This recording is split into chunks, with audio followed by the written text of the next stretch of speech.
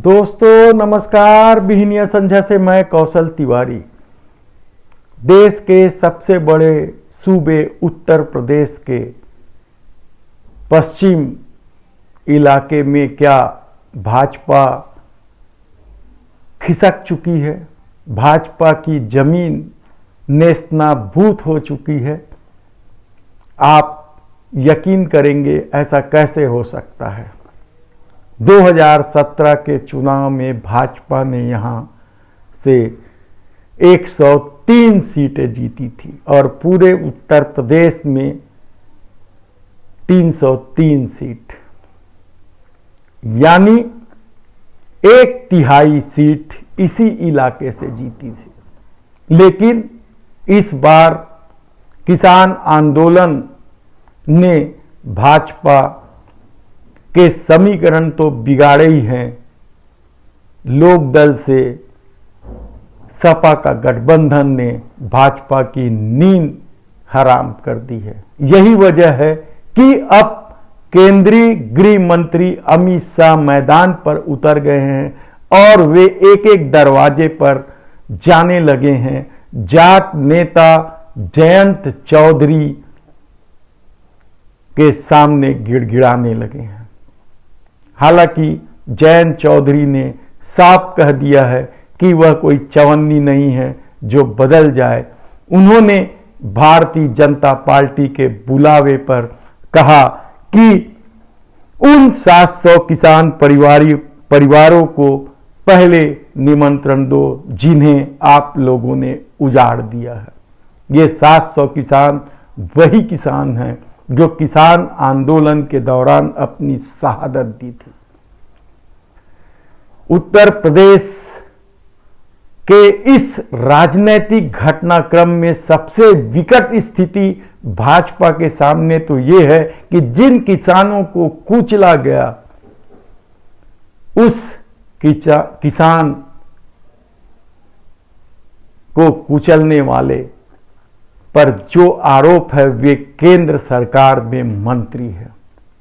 ऐसे में भारतीय जनता पार्टी के सामने सबसे बड़ी दिक्कत वह है कि वह 103 सीट में से 109 सीट में से क्या 9 सीट भी नहीं बचा पाएगी?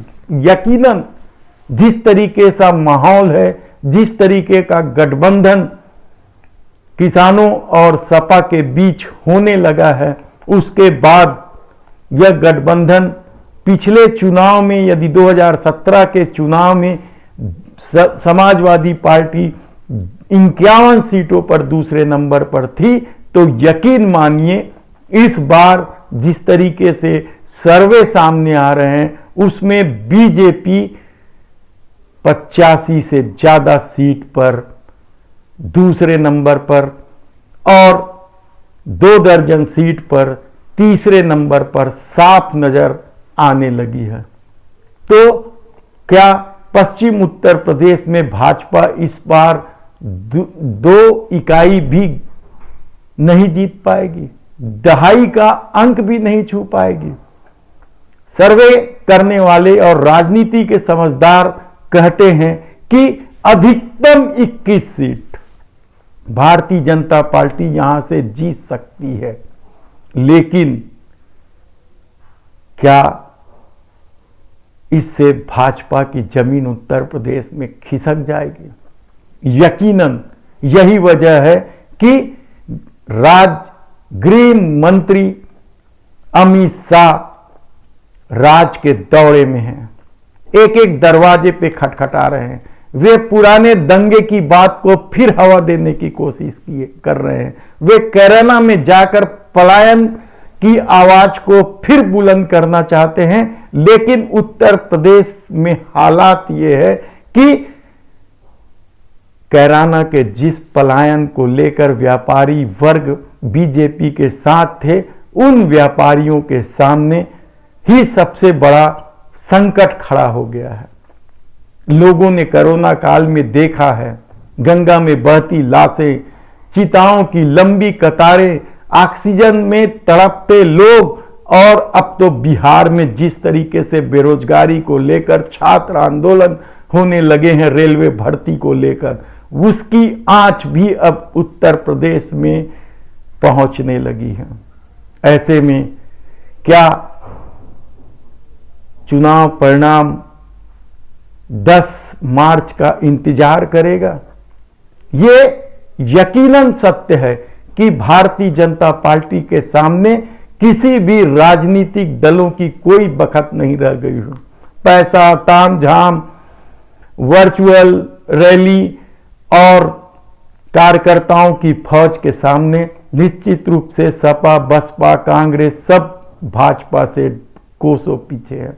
लेकिन जन आक्रोश जिस तरीके से फैलने लगा है, भाजपा का सोशल इंजीनियरिंग जिस तरीके से ध्वस्त हुआ है, उसके बाद उनके सामने सबसे बड़ी चुनौती है।